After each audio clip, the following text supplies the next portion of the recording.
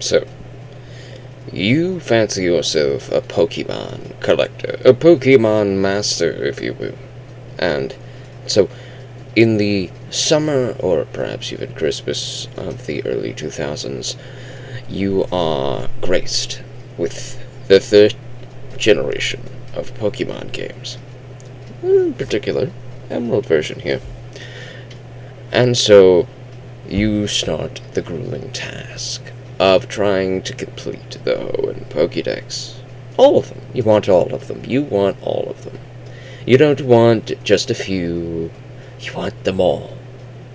And so, you end up collecting the Ruby and Sapphire versions as well, so that you can collect anything that are version exclusive in there. And you find that Emerald was very interesting in that you can collect almost every single version exclusive in a single file, a single Pokédex, except for roaming Pokemon. Roamers like Latios and Latias, you can only collect one of those, of course, which means you're inevitably going to need to have another one of these games, another Emerald or a Ruby or Sapphire, etc., so that you can collect one of the roamers, and then you trade that roamer over, and then you make a new file, so that you can kill the other roamer. And now you have Latios and Latias. Now you have them both, and you're very happy about this, of course. And so you continue the long, arduous, and grueling task of completing the Hoenn Pokédex, till you're left with 3 missing ones.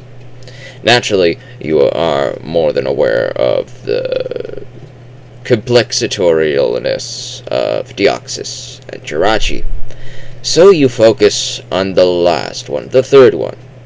Because luckily, Deoxys and Jirachi aren't considered needed to complete the Pokédex for a certain person to give you a certain thing in this file. So, you begin the hunt to catch a fish. Because, of course, this fish is the last Pokemon needed in your file. It's the last thing that you need. Because it's the thing you've been putting off. You've been putting this one off for a very long time. You've looked it up. You've looked it up again. You've tried to reconcile with your desperation and pleadingness, and you try to find other exploits to find it a little bit easier, and to no avail, outside of cheating devices, of course. And so, you begin the long and arduous, grueling process of collecting this fish. You gather up your rod, and you go onto this lake, and you start fishing, tile by tile, tile by tile, by tile, by tile, by tile, by tile.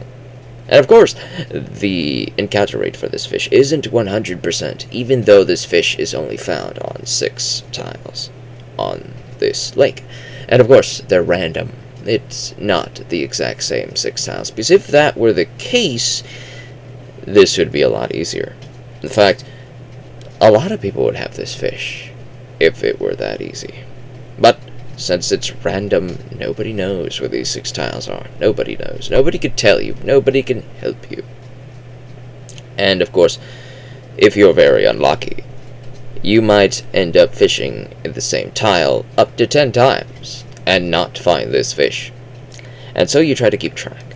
You try to keep track. You pull out a notebook, right? One of those fancy notebooks that Neanderthal gamers in the 90s and the 80s would do for their computer JRPG games to map out dungeons and all sorts of other things, because they didn't keep track of that in the game. You had to keep track of it with a piece of pad and paper so that you can keep track of it like a Neanderthal, repeating things as it is. But that is the glory of madness, doing the same thing over and over, expecting a different result. After all, we expect to fish in the exact same fishing tile, expecting maybe a different encounter. Maybe we could find this fish. So we do a fishing tile by tile 10 times, mapping it out, every tile at a time, and of course, luck is not on our side.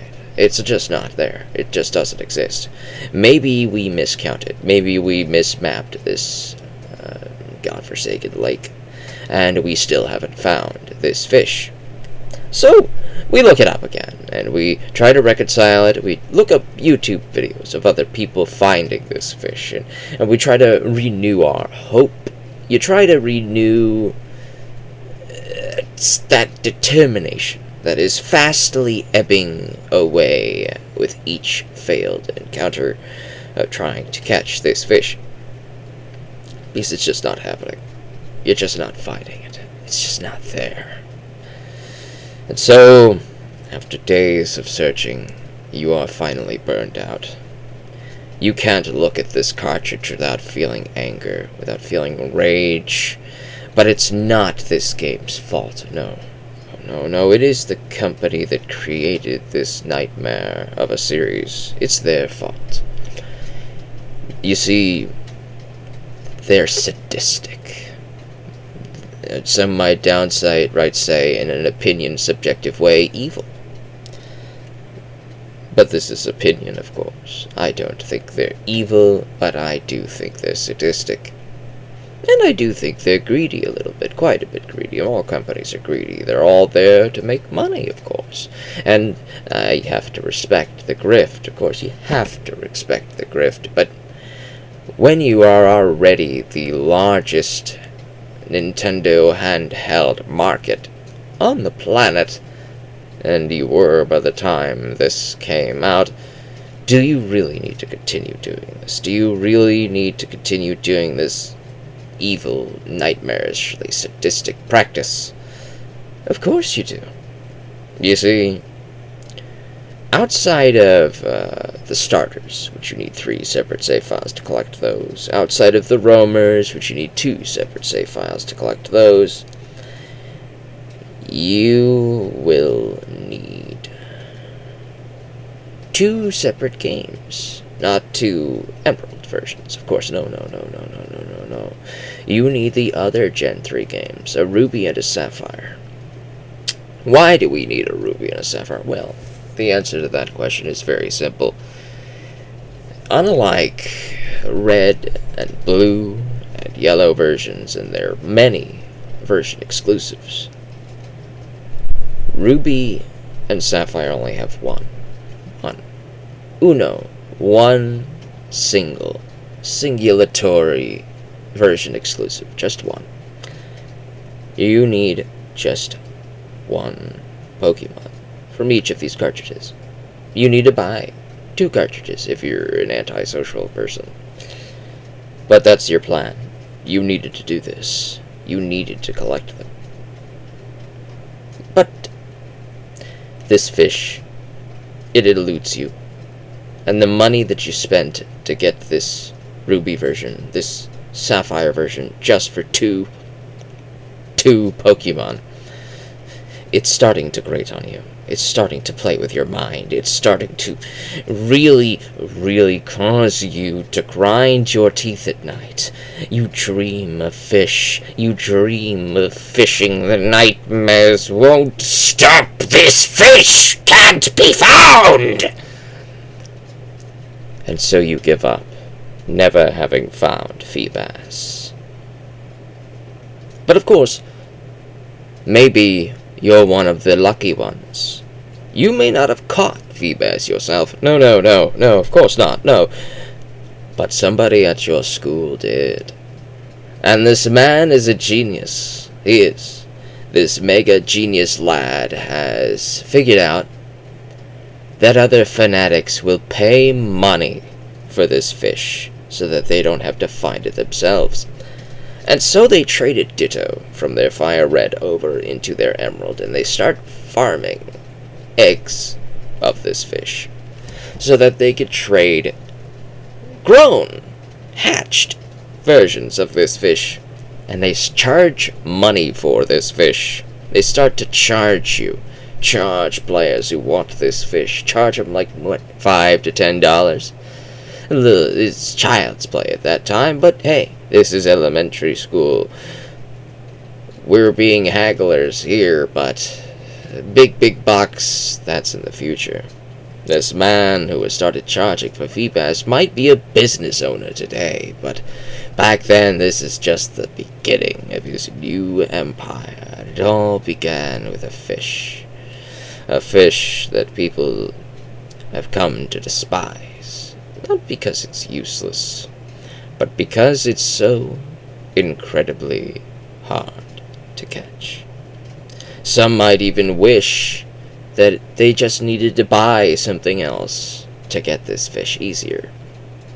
Like maybe on this other cartridge, it spawns faster. Maybe it just spawns generally easier on every tile of this lake, instead of 6 tiles, random. Of course, this also gets many other people not willing to spend money at their school towards the lucky Mega Chad who is farming these fish for money. They instead find Game Shark or other means to illegitimately put this fish into their game. And while they're at it, they also grab Jirachi and Deoxys, which I don't blame them for doing. Of course not, no. Because that is what we expect them to do. Because nobody should play these games the legit way, because the developers are sadistic. They're very sadistic.